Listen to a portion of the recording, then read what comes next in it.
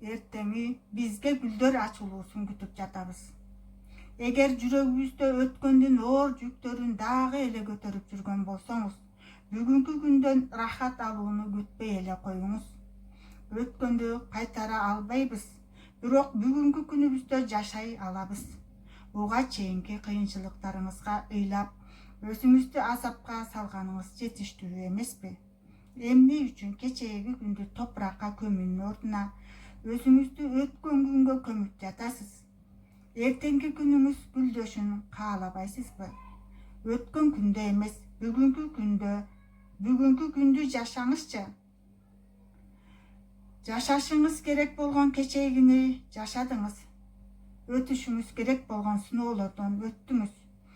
Кечээ сиздин колуңуздан чыгып кетти, бирок бүгүнкү күн бул сиздин мүмкүнчүлүгүңүз.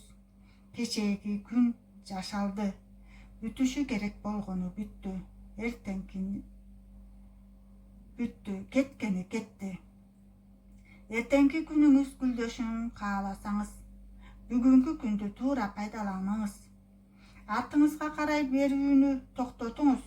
Өткөн азаптарыңыздын өмүрүңүздү жеп салышына чекит коюңуз. Артыңызга эмес, ар дайым алдыңызга карап жашаганды адат кылыңыз.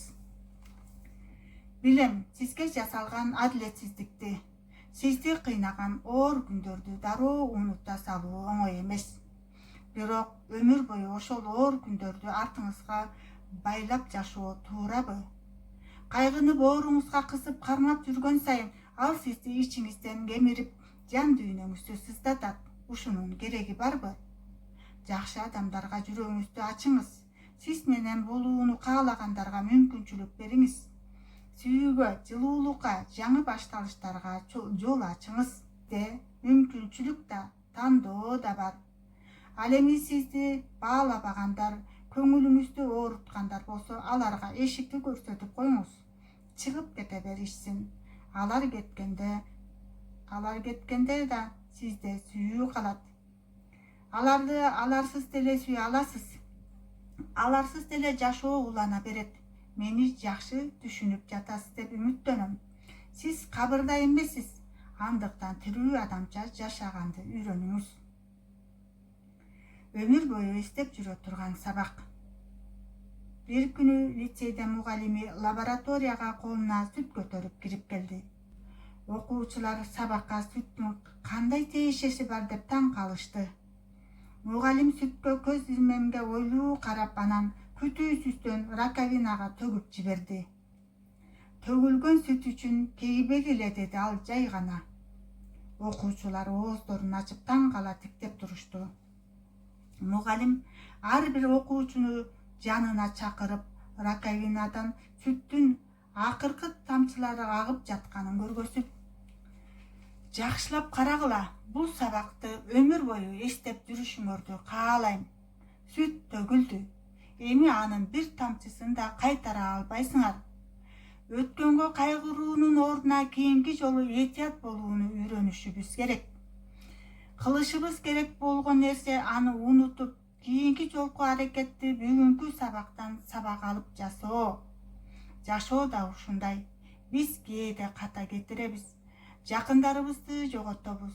Мүмкүнчүлүктөрдү колдон чыгарабыз.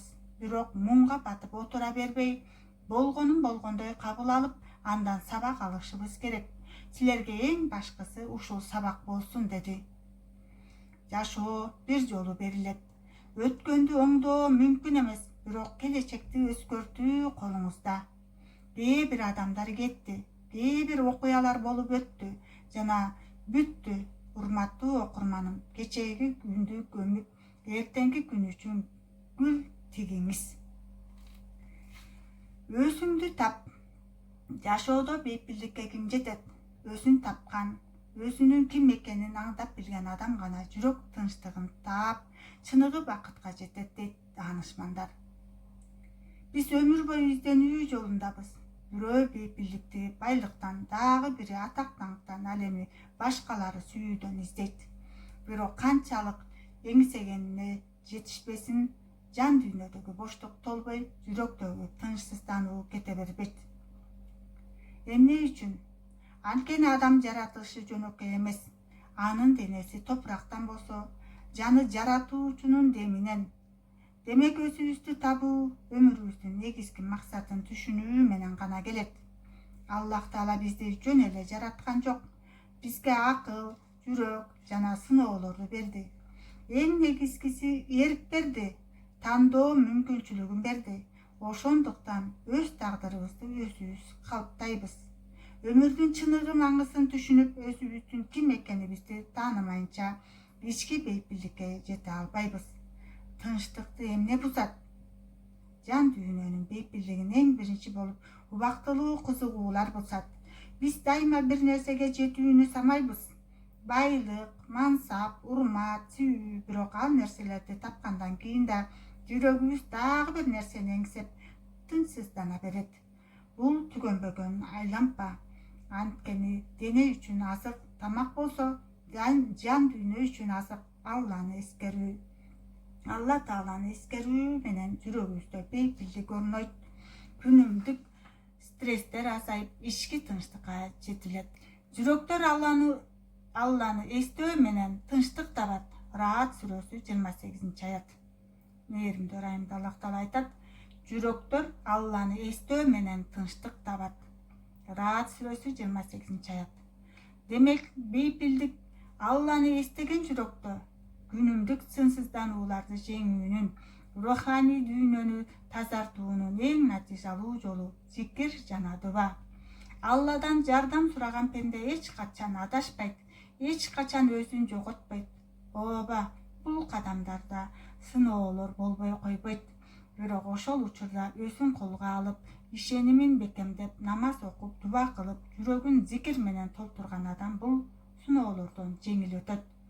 Анткени намаз руханий күч, дуба жүрөктүн набасы, зикир бейпилдиктин ачкычы. Алхамдулиллахи роббил аламин. Сизге суроо: ички тынчтыгыңыз кайсы учурда бузулат? Ал учурда кандай чара көрөсүз? Өзүңүздү таанып билүү жолунда кандай кадамдарды жасап жатасыз? Аллах разы болуп, өзү разы кылсын. Ассалам алейкум ва рахматуллахи ва баракатух. Өзүңүзгө ойлонуп жооп бериңиз.